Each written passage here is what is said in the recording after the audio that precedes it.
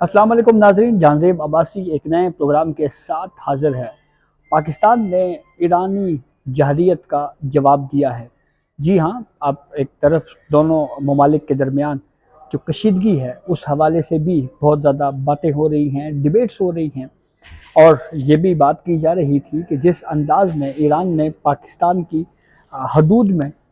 دخل اندازی کی ہے، یہ ایک غیر قانونی اقدام ہے، اس کا پاکستان کو جواب دینا چاہیے۔ اور پھر اب پاکستان کی جانب سے اس کا جواب دیا گیا ہے، اور ایران میں نشانہ بناتے ہوئے جو دہشت گرد ٹھکانے ہیں ان کو تباہ کرنے کے حوالے سے آج پاکستان کی جانب سے سٹیٹمنٹ جاری کی گئی ہے، اور یہ کہا گیا ہے کہ سیستان میں حملہ آور جو ہیں وہ ڈرونز، راکٹس اور دیگر ہتھیاروں سے کارروائیاں کی گئیں، اور بلوچستان لبریشن آرمی اور بلوچستان لبریشن فرنٹ کی جو پناہ گاہیں ہیں ان کو کامیابی کے ساتھ ان کو نشانہ بنایا گیا۔ اور اسی حوالے سے اسی سے جڑتی ہوئی ایک انفارمیشن یہ بھی ہے کہ قومی سلامتی کا ایک ہنگامی اجلاس جو ہے وہ آج طلب کیے جانے کا امکان ہے، تاکہ اس معاملے کے اوپر جو تمام افواج کے سربراہان ہیں وہ آپس میں بیٹھیں اور ایک اس کے اوپر مزید کوئی پالیسی جو ہے وہ اپنائی جائے۔ اور پھر تھوڑا سا آپ کو بیک گراؤنڈ بتاتے ہیں کہ یہ جو آپریشن کیا گیا اس کو مرگبر سرمچار کیوں کہتے ہیں، اس کا ایگزیکٹ میننگ کیا ہے۔ تو اس حوالے سے آپ کو بتاتے چلیں کہ جو مرگبر ہے یہ ایران کے فارسی زبان کا لفظ ہے جس کے معنی مرد آباد کے ہیں، اور سرمچار یہ بلوچی زبان کا لفظ ہے جس کے معنی سر قربان کرنے والا یا جان نثار کرنے والا ہے۔ اور یہ لفظ جو ہے سرمچار، یہ بلوچ عسکریت پسند جو ہے وہ اپنے لیے استعمال کرتے ہیں، اور آپریشن مرگ سرمچار کا اسی لیے رکھا گیا ہے کہ یہ سرمچاروں کی موت ہے۔ اور ایران میں موجود جو عسکریت پسند ہیں وہ بھی خود کو اپنے نام کے ساتھ یہ کہلواتے ہیں کہ ہم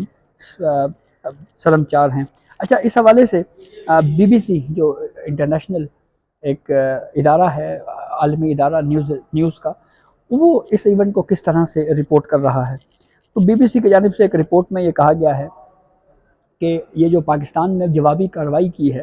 اس میں کم از کم 7 افراد جو ہیں وہ ہلاک ہوئے ہیں، اور deputy governor general Sistan Ali Raza نے ان حملوں کی تصدیق کرتے ہوئے یہ کنفرم کیا ہے کہ یہ جو 7 افراد جو ہلاک ہوئے ہیں ان سٹرائکس میں، یہ ایران کے شہری نہیں تھے۔ یعنی اس کے اوپر جو ہے وہ یہ کنفرم کیا گیا ہے کہ وہ ایران کے شہری نہیں تھے، یعنی وہ عسکریت پسند لوگ یا بلوچ لبریشن فرنٹ یا بلوچ جو لبریشن آرمی ہے یہ ان کے لوگ تھے۔ اب اس کے اوپر جہاں پہ پاکستان میں یہ کہا جا رہا ہے جی کہ اس حوالے سے ایک ہنگامی اجلاس بھی ہونے جا رہا ہے، اور اس ہنگامی اجلاس میں بھی کوئی اہم فیصلے کیے جا سکتے ہیں۔ دوسری جانب یہ کل سے یہ مطالبہ سوشل میڈیا پر کیا جا رہا تھا، یہ بہت زیادہ بات ہو رہی تھی کہ پاکستان کو اس معاملے پہ کوئی جواب دینی چاہیے، کوئی جوابی کارروائی کرنی چاہیے، اس ایشو کو جو ہے وہ اسی طرح نہیں اوپنلی نہیں چھوڑا جا سکتا۔ ہم نے دیکھا کہ اس سے پہلے جو ہے جس طرح سے انڈیا نے جو کچھ کیا، پاکستان کی حدود میں دخل اندازی کی، پھر اس کا جواب بھی اسی طرح پاکستانی ایئر فورس نے دیا، اور پھر اس کے بعد جو ہے وہ ایک بات چیت کا رستہ نکلا، اور پھر اس کے بعد وہ معاملہ سیٹلڈ ہو گیا۔ اسی طرح سے ایران کی بھی اگر ہم بات کریں تو پہل ایران کی جانب سے کی گئی، پاکستان کی حدود میں دخل اندازی کی گئی، اور پھر اس کا جواب جو ہے وہ پاکستان کی جانب سے دیا گیا ہے۔ تو سوشل میڈیا کے اوپر یا میڈیا کے اوپر عام طور کے اوپر اگر بات کریں تو یہ بات بہت زیادہ کی جاتی رہی ہے کہ پاکستان کو کم از کم اس کا جواب دینا چاہیے۔ اب صورتحال بیلنس ہو چکی ہے، اور اس معاملے میں چین نے ایک مرتبہ پھر دونوں ممالک کے مابین جو ہے وہ ثالثی کا کردار ادا کرنے کی پیشکش کی ہے، اور اس معاملے کو اب بات چیت کے ذریعے آگے بڑھایا جانا چاہیے، جس میں کوئی دو رائے نہیں ہے کہ کوئی بھی خطہ اس وقت جنگ افورڈ نہیں کر سکتا، اور جنگ جب ایک مرتبہ شروع ہو جائے تو پھر وہ کسی کے کنٹرول میں نہیں رہتی۔ یہ نہیں اخذ کیا جا سکتا کہ کون کس کی پراکسی ہے، عالمی طاقتیں اس میں کود پڑتی ہیں، اور پھر اس جنگ کا پھیلاؤ جو ہے وہ بدلتے یا گزرتے وقت کے ساتھ ساتھ پھیلتا جاتا ہے، ایکسپینڈ ہوتا جاتا ہے۔ تو اسی لیے اس بات کے اوپر اب بہت زیادہ ڈسکشن ہو رہی ہے کہ اب یہ معاملہ بات چیت کی طرف جانا چاہیے، نیگوسیشن ڈائلاگس پہ، اور ان ڈائلاگس کے ذریعے سے ہی ان ایشوز کو ریزالو کرنا چاہیے۔ کل بھی پاکستان کی جانب سے یہ موقف دیا گیا کہ اگر رابطہ کاری کے مختلف چینلز جب موجود تھے تو ایسی صورتحال میں ایران کو بجائے خود کوئی اس طرح کا غیر قانونی اقدام یا دخل اندازی کرنے سے پہلے جو رابطہ کاری کے تمام چینلز تھے ایٹ لیسٹ ان کو ایک دفعہ جو ہے وہ یوز کرنا چاہیے تھا، لیکن ایران نے یک طرفہ طور کے اوپر پہل کی،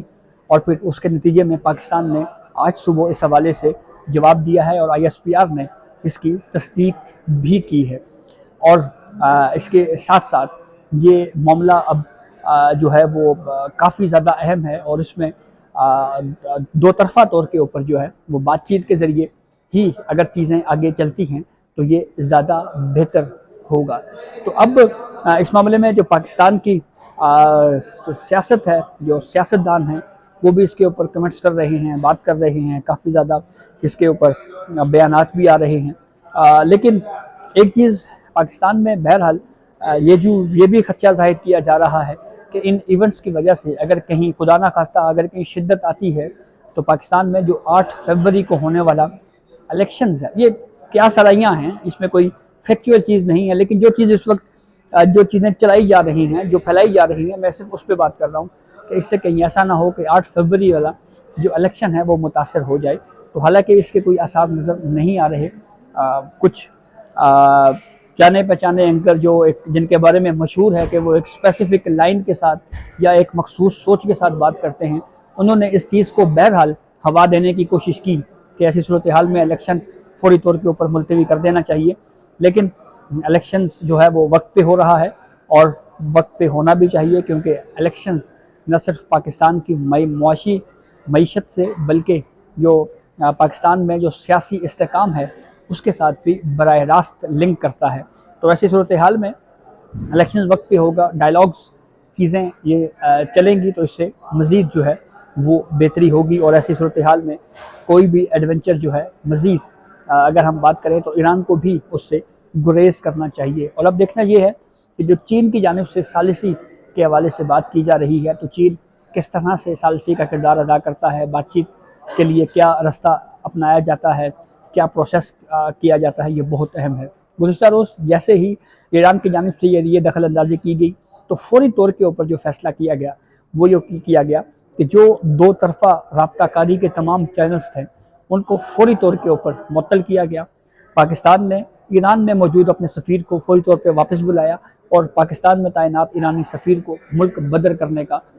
فوری طور پہ فیصلہ کیا گیا، اور وہ اب ایران کے سفیر جو ہیں پاکستان چھوڑ کے جا چکے ہیں، جو ایران میں تعینات پاکستان کے سفیر ہیں وہ بھی واپس آ چکے ہیں۔ تو اس امید کے ساتھ کہ خطے میں امن ہی سب کے لیے امن ہے، اجازت دیجیے، اللہ حافظ۔